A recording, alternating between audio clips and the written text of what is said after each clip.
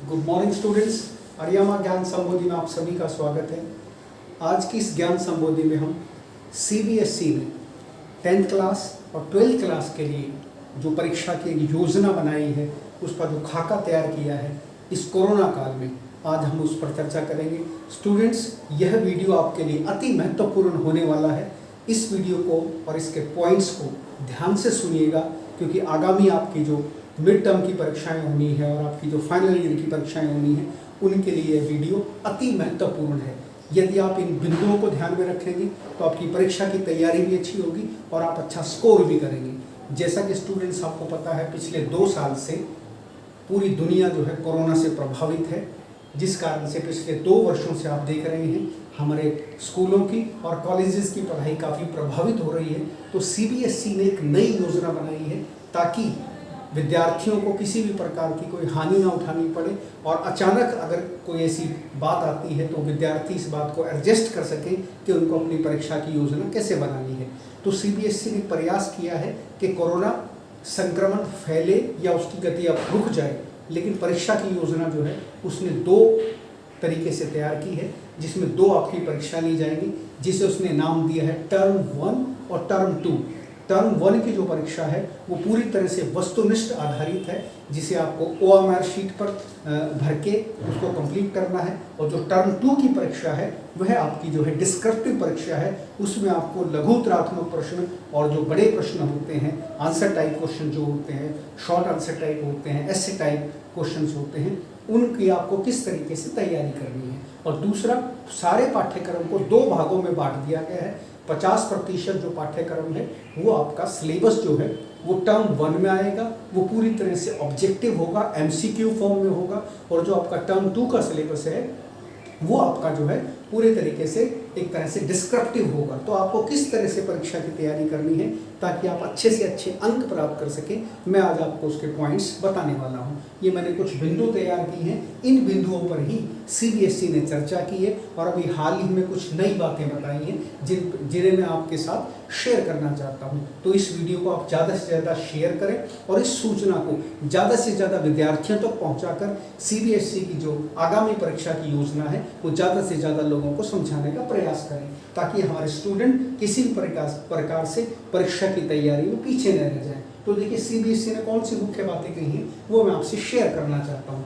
पहली बात सीबीएसई ने क्या कही है कि इस बार कक्षा 10वीं और 12वीं में 100% सिलेबस पर आधारित पारंपरिक बोर्ड के बजाय वर्ष में 2 परीक्षाएं टर्म 1 और टर्म 2 नाम से आयोजित की जाएंगी। जैसा कि आपको पता है, हमारा ट्रेडिशनल जो एग्ज़ाम का पैटर्न है वो अक्सर आपने देखा है, सीधा फाइनल ईयर एग्ज़ाम होता है जिसमें फाइनल के अंक जुड़ते हैं। हालांकि प्री बोर्ड भी होता है बोर्ड में, और दूसरे भी आपके पीटी टेस्ट होते हैं, लेकिन उनमें उनके अंक जुड़ते नहीं हैं। लेकिन इस बार सीबीएसई ने जो है एक पारंपरिक जो आपका पैटर्न होता है परीक्षा का, उसको छोड़ करके टर्म 1 और टर्म 2 में सारे सिलेबस को डिवाइड किया है, ताकि कोरोना की कैसी से भी भयावह से भयावह भी स्थिति आ जाए तो हमारे स्टूडेंट्स सफ़र ना करें। हर परीक्षा यानी टर्म 1 और टर्म 2 में 50% सिलेबस से ही प्रश्न पूछे जाएंगे। जो आपका हाफ सिलेबस है वो टर्म 1 में पूछा जाएगा, और जो बाकी का शेष बचा हुआ 50% सिलेबस है वो टर्म 2 में पूछा जाएगा। दोनों ही टर्म 1 और टर्म 2 परीक्षाओं के पेपर बोर्ड ही बनाएगा। विद्यार्थी इस गलतफहमी में ना रहे कि स्कूल ही आपकी परीक्षाएं लेगा। स्कूल आपकी परीक्षाएं नहीं लेगा, बोर्ड से ही पेपर आएंगे और बोर्ड के द्वारा ही निर्धारित को निरीक्षक भेजा जाएगा, जिसे हम सुपरिटेंडेंट ऑफ एग्जाम कहते हैं। इन्विजिलेटर्स भी आपके बाहर से आएंगे। तो आप इस गलतफहमी में बिल्कुल ना रहें कि आपके स्कूल के स्टाफ की ही ड्यूटी लगेगी, आपके स्कूल के स्टाफ से ही कोई सुपरिटेंडेंट बनेगा और हमें परीक्षा देने में कोई दिक्कत नहीं आएगी। ऐसा नहीं है। आपको अपनी तैयारी पूरी ईमानदारी के साथ करनी है। टर्म 1 का पेपर मल्टीपल चॉइस आधारित होगा, जो OMR शीट पर होगा। देखिए स्टूडेंट्स, मैं आपको बताना चाहता हूं, इस प्रकार की एक OMR शीट होती है। ये मैंने प्री बोर्ड परीक्षा का आपको एक पुराना पेपर दिखा रहा हूं। देखिए, इसमें OMR शीट में क्या होता है कि आपको इस तरीके से अपना रोल नंबर, अनुक्रमांक इसमें देना होता है, परीक्षार्थी का नाम होता है, और जो आपको मल्टीपल चॉइस क्वेश्चन दिए जाते हैं उसको आपको ऐसे फिल करना होता है। ए वाले खाने में आपको A भरना होता है, B वाले खाने में आपको B भरना होता है। तो ये OMR शीट का एक फॉर्मेट है। इस फॉर्मेट के अंदर ही आपको जो है टर्म 1 की परीक्षा देनी है, जो आपकी 90 मिनट की होगी, 1.5 घंटे का पेपर होगा। तो इस तरह से आप एक रफ सा OMR शीट को भी भरने की हैबिट डाल लें, क्योंकि जो बच्चे अभी 10th क्लास में आए हैं उनके लिए एक प्रकार से ये पहला अनुभव होगा। आपने OMR शीट पर पहले पेपर नहीं किया होगा, तो इसलिए इसकी हल्की फुल्की प्रैक्टिस कर लें, ताकि परीक्षा में आपको गलतियों का सामना ना करना पड़े। देखिए CBSE अगली बात क्या कहती है कि टर्म 1 की परीक्षा इसी वर्ष 2021 में नवंबर दिसंबर में होगी, और टर्म 2 की परीक्षा मार्च अप्रैल 2022 अगले वर्ष में होगी। तो देखिए इस परीक्षा की जो योजना है उसको 2 भागों में बांटा गया है। जो टर्म 1 की परीक्षा है, जो पूरी तरह से MCQ पर आधारित है, यह परीक्षा आपकी जो है नवंबर दिसंबर इसी साल ली जाएगी 2021 में, और आपका जो टर्म 2 की परीक्षा है वो मार्च अप्रैल 2022 में यानी अगले साल ली जाएगी, और दोनों परीक्षाओं के अंकों को जोड़ करके आपका परिणाम निकाला जाएगा। तो आपके पास एक बहुत अच्छी अपॉर्चुनिटी ये है कि टर्म 1 का जो पेपर है, जिसमें 50% सिलेबस आना है, वो पूरी तरह से MCQ बेस्ड है। तो आप इसमें ज़्यादा से ज़्यादा स्कोर कर सकते हैं, और हमारे चैनल ने जो है टर्म 1 और टर्म 2 की एक बहुत अच्छी योजना तैयार की है। आप देखेंगे मेरी वीडियोस तो 10th और 12th के मैंने MCQ बहुत अच्छे तरीके से तैयार कर रखा है। करीबन 20-30 वीडियो हैं। आर्यमा ज्ञान संबोधि पर आप जा करके देख सकते हैं। 10th क्लास के ग्रामर के भी मैंने MCQ बना करके वीडियो बना रखे हैं, और आपके पाठ्यक्रम के जो आपके कविताओं के हैं और गद्य के हैं वो प्रश्न भी मैंने MCQ फॉर्म में बना रखे हैं। आप उनको देखिए, उनसे लाभ उठाइए। चलिए अगली बात करते हैं। कक्षा 10 में आंतरिक मूल्यांकन के तौर पर पूरे साल में कम से कम 3 पीरियोडिक टेस्ट लेने होंगे। CBSE ने एक बात और कही है कि जो जितने भी आपके बोर्ड क्लासेस के जो स्टूडेंट्स हैं, चाहे वो 10th क्लास के हैं चाहे वो 12th क्लास के हैं, उनको आंतरिक मूल्यांकन के तौर पर पूरे साल कम से कम 3 पीरियोडिक टेस्ट लेने पड़ेंगे, जिसको आप मंथली टेस्ट भी कह सकते हैं, जिसको आप PT टेस्ट भी कह सकते हैं, पीरियोडिक टेस्ट कहते हैं, कई बार एक क्वार्टरली भी लिए जाते हैं। तो वो बोर्ड ने जो है प्रकार से इसकी योजना स्कूलों को भेज दी है। तो कोई भी आपके स्कूल के अंदर जो परीक्षा होती है, PT टेस्ट होता है, आप पूरा प्रयास करें कि उसको पूरी तैयारी के साथ जो है देने का प्रयास करें, क्योंकि उसकी स्कोरिंग भी कहीं ना कहीं आपके आंतरिक मूल्यांकन पे, इंटरनल असेसमेंट पर असर डालेगी। तो इन परीक्षाओं को आप हल्के में ना लें। जो भी आपकी क्लासेस लगती हैं, ऑनलाइन मोड में लगती हैं, ऑफलाइन मोड में लगती हैं, आप उनको करें, क्योंकि इनकी अटेंडेंस बाकायदा आपकी लगेगी, वो आंतरिक मूल्यांकन में आपको फ़ायदा पहुंचाएगी। जो भी आपके क्लास टेस्ट लिए जाते हैं, जो भी आपके PT लिए जाते हैं, पीरियोडिक टेस्ट लिए जाते हैं, उनको भी आप देने का प्रयास करें। कई बार बोर्ड की कक्षाओं के स्टूडेंट्स को ये रहता है कि हमें तैयारी करने की क्या आवश्यकता है, जो सीधा ही हम फाइनल का एग्ज़ाम दे देंगे। इस गलतफहमी में नहीं रहिएगा, क्योंकि CBSE इस चीज़ को लेकर के काफ़ी, इंटरनल असेसमेंट को लेकर के काफ़ी स्ट्रिक्ट है, और उसने स्कूलों को इंस्ट्रक्शन भी दिया है कि आंतरिक मूल्यांकन के तौर पर पूरे साल में कम से कम 3 PT टेस्ट लेने पड़ेंगे, और उनका रिकॉर्ड भी जो है उनको CBSE को भेजना पड़ेगा, ताकि आंतरिक मूल्यांकन के अंकों में किसी भी प्रकार का हेर फेर ना हो सके। इस कार्य के लिए CBSE ने प्रैक्टिकल या प्रोजेक्ट गतिविधि को शामिल करने को कहा है। जो आपका आंतरिक मूल्यांकन होगा, इंटरनल असेसमेंट होगा, यह आपका प्रैक्टिकल फॉर्म में भी हो सकता है, और स्कूल विद्यालय इस बात के लिए स्वतंत्र है कि वो आपको कोई प्रोजेक्ट भी दे सकता है। उस प्रोजेक्ट के आधार पर भी आपके इंटरनल असेसमेंट के मार्क्स दिए जा सकते हैं। तो आप इस बात का स्टूडेंट्स ध्यान रखिएगा। स्कूल आपको जो भी प्रोजेक्ट देता है, जो भी प्रैक्टिकल वर्क देता है, उसको पूरी ईमानदारी से और पूरी शिद्दत से करने का प्रयास करें, क्योंकि कहीं ना कहीं वो आंतरिक मूल्यांकन में आपको अच्छे स्कोर दिला सकता है। तो इसलिए स्कूल आपको कोई भी सूचना भेजता है, चाहे आप ऑनलाइन मोड में हैं चाहे आप ऑफलाइन मोड में हैं, उसका पूरी ईमानदारी के साथ पालन करें, और उस पूरी योजना पर जो है बड़ी मेहनत से कार्य करें। 12वीं कक्षा के छात्रों के लिए भी CBSE ने आंतरिक मूल्यांकन में हर यूनिट का टेस्ट, प्रैक्टिकल व प्रोजेक्ट वर्क शामिल करने को कहा है। ठीक जो योजना 10वीं कक्षा के लिए, वही योजना जो है 12वीं कक्षा के लिए भी है। 12वीं कक्षा में जो है CBSE ने स्कूलों को कहा है कि जितने भी आपके यूनिट हैं, जितने भी आपके यूनिट वाइज टेस्ट बन सकते हैं, स्कूल उनको ले, और उसके साथ साथ जो है इंटरनल असेसमेंट में 10th क्लास की तरह ही जो है उनको प्रैक्टिकल या प्रोजेक्ट वर्क दे, और उसको आंतरिक मूल्यांकन में जोड़ करके उसको जो है CBSE की साइट पर अपलोड कराए, ताकि वार्षिक परीक्षा का जब परिणाम बनाना हो तो CBSE के पास जो है सारी तैयारी हो और एक बच्चे का सही मूल्यांकन किया जा सके। सभी स्कूलों को CBSE के IT पोर्टल पर छात्रों के आंतरिक मूल्यांकन के अंक अपलोड करने होंगे। कई बार स्टूडेंट्स को ध्यान में ऐसा रहता है कि स्कूल वाले तो ऐसे ही जो है हमारे इंटरनल असेसमेंट के नंबर लगा देते हैं, इसमें ज़्यादा ध्यान देने की आवश्यकता नहीं है। स्टूडेंट्स ऐसा नहीं है, सीबीएसई इस मामले में काफ़ी स्ट्रिक्ट है और इसने जो है इसमें काफ़ी ट्रांसपेरेंसी रखने का प्रयास किया है और प्रयास करेगी भी आगे कि इंटरनल असेसमेंट में किसी भी प्रकार की गड़बड़ी ना हो। जो स्टूडेंट जहां डिजर्व करता है उसको इंटरनल असेसमेंट में उसी हिसाब से अंक दिए जाएं। इसलिए उन्होंने जो है पोर्टल की भी व्यवस्था की है ताकि साथ के साथ आंतरिक मूल्यांकन का जो भी आंतरिक मूल्यांकन स्कूलों के द्वारा किया जाएगा उसको आईटी पोर्टल पर सीबीएसई की अपलोड करना होगा ताकि स्टूडेंट्स का सही मूल्यांकन हो सके और उसके टर्म 1 और टर्म 2 के साथ इंटरनल असेसमेंट को जोड़ करके उसका जो है फाइनल रिजल्ट निकाला जा सके। तो इसलिए स्कूल की किसी भी गतिविधि को आप गंभीरता से लेंगे, चाहे वो प्रोजेक्ट वर्क है, चाहे आपका किसी भी प्रकार का इंटरनल असेसमेंट है, उससे आप बचेंगे नहीं, उसको देने का प्रयास करेंगे। यदि आप उसमें एब्सेंट रहते हैं तो आपके इंटरनल असेसमेंट के नंबर कम लगेंगे।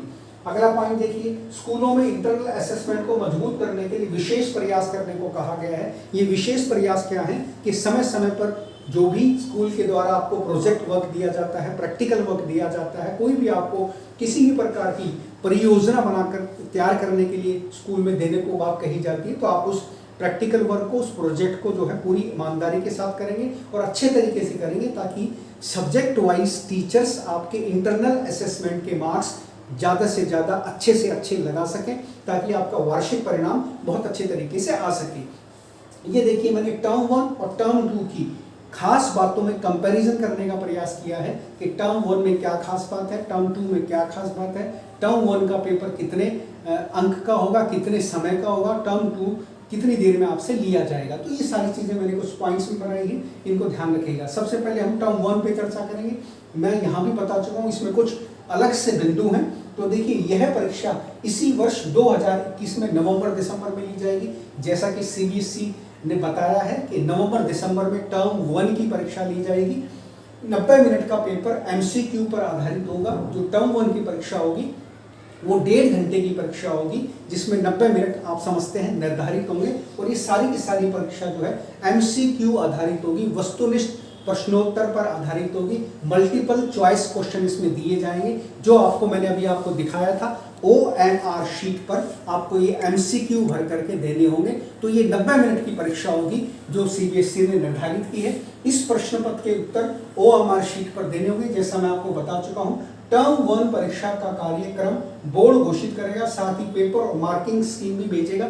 तो टर्म 1 की जो भी परीक्षा की योजना है वो सीबीएसई बोर्ड के द्वारा तैयार की जाएगी। उसमें क्या मार्किंग स्कीम रहेगी, उसमें किस प्रकार से एग्जाम का पैटर्न रहेगा, वो सारी की सारी तैयारियां आपको बोर्ड करके देगा। स्कूल इसमें कोई तैयारी नहीं करेगा। तो स्टूडेंट्स, आप इस बात को अपने दिमाग से निकाल दें कि स्कूल से आपको किसी प्रकार की हेल्प हो सकती है। सारे का सारा जो है बड़ा पारदर्शी कार्यक्रम है सीबीएसई का, जिसमें आप किसी भी प्रकार से अगर मेहनत नहीं करेंगे तो आपका परीक्षा परिणाम अच्छा नहीं आ पाएगा। तो सीबीएसई ने पूरी पारदर्शिता बरतने का प्रयास किया है ताकि स्टूडेंट्स को किसी प्रकार की दिक्कत ना हो।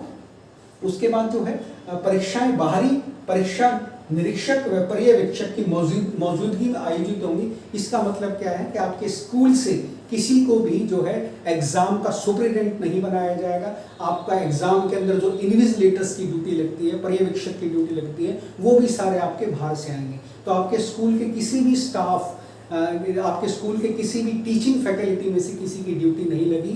सीबीएसई ही बाहर से जो है सुपरिटेंडेंट भेजेगी और आपके जो इन्विजिलेटर्स होते हैं जो आपके रूम के अंदर ड्यूटी देते हैं वो भी सारे सीबीएसई के द्वारा तय किए जाएंगे। आपके स्कूल के किसी भी टीचर की आपकी परीक्षा में ड्यूटी नहीं लगेगी। तो इसलिए अपनी परीक्षा की तैयारी बहुत अच्छे तरीके से करें।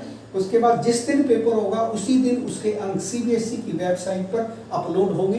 ये भी एक बड़ी खास बात है। जिस दिन जो पेपर होगा उसकी पता नहीं सीबीएसई किस तरह से आगे समय में बताएगी। हो सकता है उसकी टेबल मार्किंग हो कि जैसे ही आपका पेपर खत्म हो और तुरंत आपकी जो है उसकी चेकिंग शुरू हो जाए और फिर उसके मार्क्स जो है उसी दिन सीबीएसई की आईटी पोर्टल पे अपलोड कराने पड़े। तो ये धीरे धीरे सूचनाएं स्कूलों में पहुंचेंगी। उसके बाद टर्म 1 के अंक अंतिम नतीजों में जुड़ेंगे।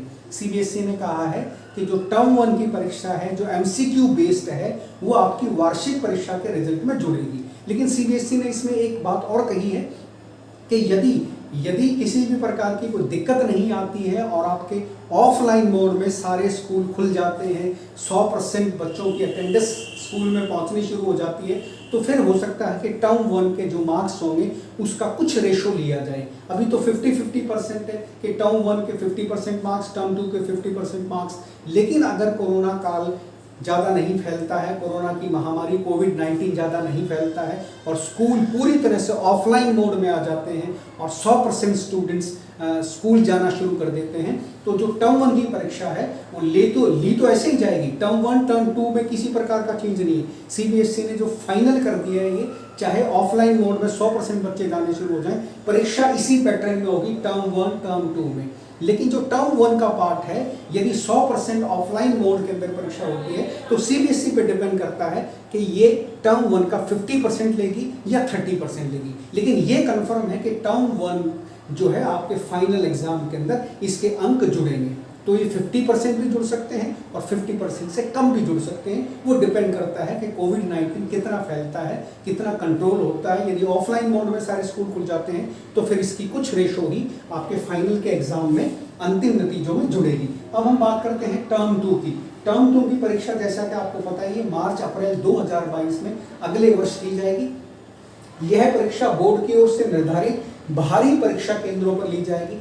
टर्म 2 की जो परीक्षा है आपके स्कूल में नहीं होगी, ये बाहर आपके एग्जामिनेशन सेंटर आएंगे और बोर्ड के द्वारा, सीबीएसई के द्वारा ये निर्धारित आपके बोर्ड सेंटर्स भेजे जाएंगे कि कहाँ कहाँ किस स्कूल के बच्चों को एग्जाम देना है। तो आपको अपने स्कूल में एग्जाम नहीं देना है, तो इसलिए इस बात का ध्यान रखिएगा, क्योंकि कई बच्चों को ऐसा लगता है कि इस साल परीक्षा सारे स्कूल के अंदर ली जाएगी। जैसे लास्ट ईयर आपके नंबर जोड़ करके पास कर दिए गए बहुत सारे बच्चे, इस बार ऐसा नहीं है। इस बार थोड़ा सा पैटर्न अलग है, परीक्षा बाहर ही ली जाएगी। तो आपको अच्छे तरीके से तैयारी करनी है। बस एक बहुत अच्छी बात ये कर दी कि आपका 50% सिलेबस एमसीक्यू की फॉर्म में है और 50% सिलेबस आपका डिस्क्रिप्टिव फॉर्म में है। तो इसलिए ये एक बड़ी सुविधा है कि आपको टर्म 1 की तैयारी करते समय 50% सिलेबस अच्छे तरीके से कर लेना है, और जब टर्म 2 की परीक्षा होगी तो बचा हुआ 50% सिलेबस ही आएगा और बाकी का सिलेबस नहीं आएगा। तो आपके लिए सुविधा है कि 2 पार्ट्स में आप तैयारी कर सकते हैं। एक बार एमसीक्यू फॉर्म में 50% सिलेबस की तैयारी और एक बार डिस्क्रिप्टिव फॉर्म में 50% सिलेबस की तैयारी। तो आपको इकट्ठी 100% तैयारी नहीं करनी है सारे पाठ्यक्रम की, जिससे परीक्षा परिणाम में कई बार प्रभावित होते थे और स्टूडेंट्स पे काफ़ी स्ट्रेन पड़ता था। तो अभी आपको 50% टर्म 1, 50% टर्म 2। उसके बाद आप देखिए यह परीक्षा 2 घंटे की होगी। जैसा कि मैंने आपको बताया था, टर्म 1 की जो परीक्षा है वो 90 मिनट की है, क्योंकि वो एमसीक्यू है, वो 1.5 घंटे का पेपर है। और जो आपका टर्म 2 है वो डिस्क्रिप्टिव पेपर है, उसमें आपके जो है शॉर्ट आंसर टाइप क्वेश्चन पूछे जाएंगे आपसे और जो है लॉन्ग आंसर टाइप क्वेश्चन पूछे जाएंगे। तो यह परीक्षा आपकी 2 घंटे की होगी। इस परीक्षा में विस्तृत व लघु उत्तरीय प्रश्न पूछे जाएंगे, जैसा मैंने अभी आपको बताया। यदि अगली बड़ी महत्वपूर्ण बात है, यदि महामारी का भीषण प्रकोप देखने को मिला तो टर्म 1 की तरह ही 90 मिनट की परीक्षा होगी, क्योंकि जैसा कि आपको पता है कि कह रहे हैं कि कोरोना की 3rd वेव आने वाली है। अभी अगले कुछ महीनों में अगस्त सितंबर के अंदर कोरोना की 3rd वेव आ जाएगी। तो अब ये नहीं पता कि 3rd वेव कितनी लंबी चलेगी। तो सीबीएसई ने इसके लिए भी योजना बना के रखी है कि अगर ऐसी कोई बात आती है, कोरोना का प्रकोप ज़्यादा फैल जाता है, तो जो टर्म 2 की परीक्षा है वो भी टर्म 1 की तरह ही 90 मिनट की होगी और वह परीक्षा भी जो है एमसीक्यू टाइप की होगी। फिर यह परीक्षा जो है डिस्क्रिप्टिव नहीं होगी। यदि सब कुछ ठीक रहा तो एक परीक्षा आपकी एमसीक्यू टाइप होगी और एक परीक्षा आपकी डिस्क्रिप्टिव टाइप होगी। टर्म 1 आपका एमसीक्यू फॉर्म में होगा और टर्म 2 आपका जो है डिस्क्रिप्टिव फॉर्म में होगा। लेकिन टर्म 2 की परीक्षा होते समय यदि कोरोना हमारा कंट्रोल नहीं होता है, देश के अंदर कोविड-19 के ज़्यादा केस आते हैं, तो उस स्थिति के अंदर जो है ऑफलाइन मोड में स्कूल नहीं खोले जा सकते और ना ही ऑफलाइन मोड के अंदर परीक्षाएं ली जा सकती हैं। तो हो सकता है कि ऑफलाइन मोड में परीक्षा ना लेकर के जो है ऑनलाइन मोड में ही कंप्यूटर से जोड़ करके, जैसा कि आपने देखा है अभी आपकी ऑनलाइन क्लासेस चल रही है, तो टर्म 2 की परीक्षा भी हो सकता है एमसीक्यू फॉर्म में हो जाए और इसका समय भी जो है 1.5 घंटे रहेगा, 90 मिनट रहेगा। तो ये निर्भर करता है कि ये जितनी भी ये योजना है, जो भी मैंने आपको सीबीएसई की टर्म 1 टर्म 2 की योजना बताई है, ये सब कुछ जो है कोविड-19 महामारी जो आपकी पेंडेमिक चल रही है, इसकी मारक क्षमता पर निर्भर करती है। अगर ये कोविड-19 कंट्रोल हो जाता है, सब कुछ सारे देश के अंदर, सारा देश जो है जल्दी से जल्दी वैक्सीनेट हो जाता है, 60-70 करोड़ लोगों को अगर वैक्सीन लग जाता है तो कोरोना का प्रकोप ज़्यादा देखने को नहीं मिलेगा। इस समय करीबन 40 करोड़ के आसपास लोगों को वैक्सीन लग चुके हैं, तो हो सकता है आपके एग्जाम तक पहुँचते पहुँचते ये 80-85-90 करोड़ लोगों को वैक्सीन लग जाए तो कोरोना का प्रकोप फिर कम हो सकता है। तो हो सकता है कि फिर टर्म 2 की परीक्षा आपकी पूरी तरीके से ऑफलाइन मोड में हो, डिस्क्रिप्टिव फॉर्म में हो, 2 घंटे का पेपर हो, आपको बाकायदा लिखना हो। लेकिन अगर कोविड-19 ज़्यादा फैलता है तो टर्म 1 की तरह ही टर्म 2 की परीक्षा होगी और ये आपकी एक प्रकार से जो है इन्विजिलेटर्स आपके बाहर से आएंगे और आपके स्कूल में भी परीक्षा केंद्र हो सकता है और आपके स्कूल से बाहर भी किसी नए जगह पर जो है परीक्षा केंद्र हो सकता है। ये सब कुछ भविष्य पर निर्भर करता है। तो स्टूडेंट्स, इस वीडियो को बनाने का उद्देश्य केवल यही था कि हमारी बोर्ड की कक्षाओं के जितने भी स्टूडेंट्स हैं 10th और 12th के, वो इस योजना को जो CBSE ने अभी हाल ही में भेजी है, इस योजना को अच्छे तरीके से समझें और अपने सारे सिलेबस को, जितने भी सब्जेक्ट्स हैं उस सारे सिलेबस को 2 पार्ट्स में डिवाइड करके कि हमें नवंबर-दिसंबर तक टर्म 1 की तैयारी करनी है, 50% सिलेबस इसमें आएगा और टर्म 2 की तैयारी जो आपके मार्च-अप्रैल में एग्जाम होने हैं वो आपका डिस्क्रिप्टिव पेपर आएगा। तो एक प्रकार से आपके सामने योजना बन जाती है कि आपको किस तरह से MCQ तैयार करने हैं, किस तरह से आपको जो है डिस्क्रिप्टिव क्वेश्चन तैयार करने हैं, जिसमें लॉन्ग आंसर टाइप क्वेश्चन भी है, जिसमें शॉर्ट आंसर टाइप क्वेश्चन भी है। तो मैं समझता हूँ इस योजना से आपको वार्षिक परीक्षा की तैयारी में काफ़ी लाभ रहेगा और यदि आप इन बिंदुओं को ध्यान में रख करके अपनी परीक्षा की तैयारी करते हैं तो मैं समझता हूँ आपका परीक्षा परिणाम अच्छा होगा। अगले किसी वीडियो में मैं आपसे फिर रूबरू होता हूँ, तब तक के लिए धन्यवाद।